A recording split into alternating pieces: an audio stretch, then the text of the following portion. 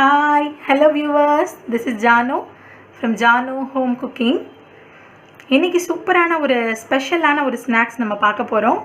கடலையை பார்த்தோன்னே உங்களுக்கு தெரிஞ்சிருக்கும். மசாலா கடலை தான் செஞ்சு காமிக்க போறேன். அதுவும் பேக்கரி ஸ்டைல்ல மொறு நம்ம சாப்பிட போறோம். எப்படி நீங்க ஒரு 5 to 10 minutes ஸ்பெண்ட் பண்ணா போதும் சூப்பரா செஞ்சிரலாங்க. எல்லாருக்கும் ரொம்ப பிடிக்கும். 90's கிட்ஸோட ஃபேவரட் மசாலா கடலை தான். எப்பவுமே இதான் சாப்பிடுவோம்.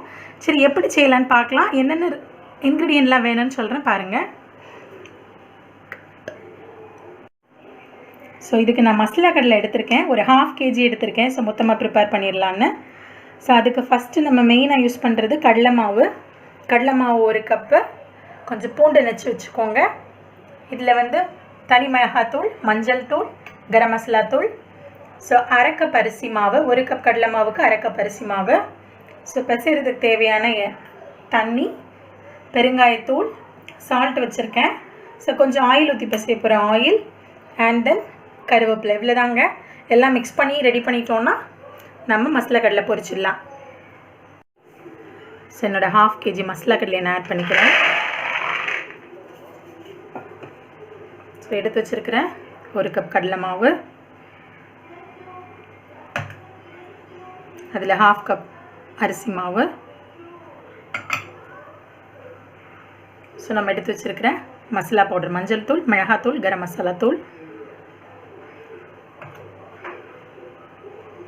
பூண்டு நச்சு வச்சுருக்கோம் இல்லையா, கண்டிப்பாக பூண்டு சேர்த்துக்கோங்க.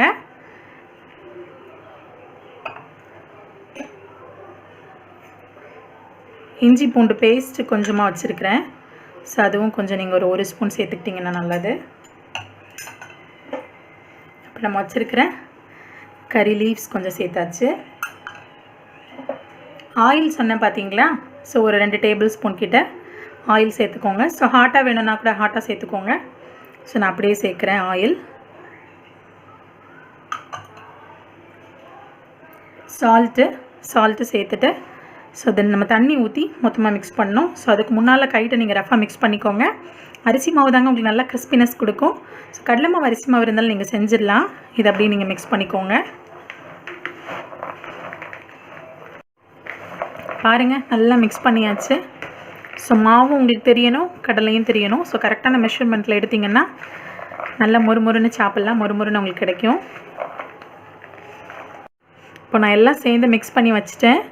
தண்ணி தான் நீங்கள் நம்ம சேர்க்கணும். தண்ணி தான் கொஞ்சம் பார்த்து ஆட் பண்ணணும். ரொம்ப அப்படியே ஊற்றி ஆட் பண்ணக்கூடாது. கொஞ்சமாக ஒரு டேபிள் ஸ்பூன் அளவு ஊற்றி நீங்கள் என்ன பண்ணணும், பிசைஞ்சிக்கலாம். ஸோ எல்லாம் மிக்ஸ் பண்ணதுக்கப்புறம் தான் நீங்கள் என்ன பண்ணணும், நெக்ஸ்ட் கொஞ்சம் தண்ணி மிக்ஸ் பண்ணணும்.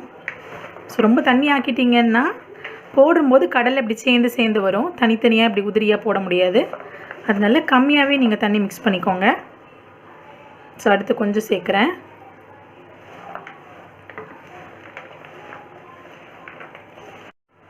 பாருங்கள், நான் நல்லா தண்ணியை ஊற்றி மிக்ஸ் பண்ணிட்டேன். ஸோ இப்படி சேர்ந்து தான் உங்களுக்கு வரும். நம்ம ஒரு 20 minutes அப்படியே வச்சுட்டு திரும்ப எடுத்து பொரிக்கும் போது சரியாக வரும். இப்போ ஃபைனலாக என்ன பண்ணுறீங்க அப்படின்னா, கொஞ்சம் அரிசி மாவை நீங்கள் மேலே ஒரு டேபிள் ஸ்பூன் அரிசி மாவை நீங்கள் எடுத்து போட்டு திரும்ப ஒரு மிக்ஸ் பண்ணி வச்சிட்டிங்க அப்படின்னா இந்த கடலை மாவெல்லாம் ஒட்டிகிட்டு இருக்கு இல்லையா. ஸோ அதெல்லாம் தனித்தனியாக வந்துடும். இப்போ பாருங்கள், நான் அரிசி மாவு போட்ட உடனேயே தனியாக பிரிஞ்சு வருது. ஸோ நீங்கள் நல்லா எல்லா பக்கமும் இந்த அரிசி மாவை நல்லா ஒரு மிக்ஸ் பண்ணிவிட்டு அப்படியே ஒரு 20 minutes ரெஸ்ட் கொடுத்துருங்க. ஓகே, நம்ம மசாலா கடலையை பொரிச்சு எடுக்கிறதுக்கு ஆயில் நல்லா ஹீட் பண்ணிட்டேன். நல்லாவே சூடாக இருக்குது.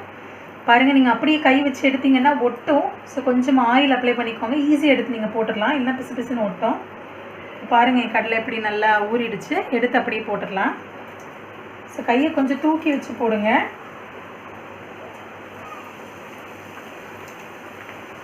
ஸோ போடும்போதே இப்படி உதுத்து விட்டுருங்க.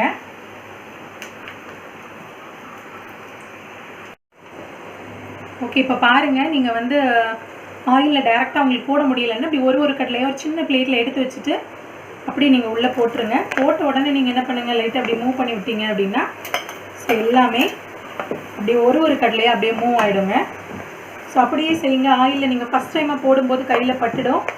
அதனால் கடலையை பிரித்து வச்சுட்டு போடுங்க. கரெக்டாக ஃப்ரை பண்ணிடலாம். பாருங்கள், ஒன்றா வந்துருச்சு. பாருங்கள், நான் போட்டது பாருங்கள். கடலை ஒரு 90% கிட்ட வெந்து போச்சு. ஸோ அந்த பபிள்ஸ் எல்லாம் கொஞ்சம் அடங்கி செட்டில் ஆகும். இன்னும் கொஞ்சம் டைம் கொடுக்கணும். இன்னும் ஒரு 1 மினிட் கொடுத்தோம் அப்படின்னா நம்ம எடுத்து ஃப்ரை பண்ணி சாப்பிடும்போது கரெக்டான டெக்ஸ்சரில் மொறுமொறுன்னு உங்களுக்கு கிடைக்கும். ஸோ கொஞ்சம் வெயிட் பண்ணுங்கள், நம்ம எடுத்துடலாம். பாருங்கள், இந்த சவுண்ட்ஸ்லாம் அப்படியே அடங்கி போச்சு, பபிள்ஸ்லாம் குறைஞ்சிருச்சு. ஸோ இப்போ மேக்ஸிமம் ஆல்மோஸ்ட் வந்து வெந்துருச்சு. ஸோ எடுத்து நம்ம ட்ரான்ஸ்ஃபர் பண்ணிட வேண்டியதான். இதான கரெக்டான ஸ்டேஜ், நம்ம எடுத்து போட்டுடலாம்.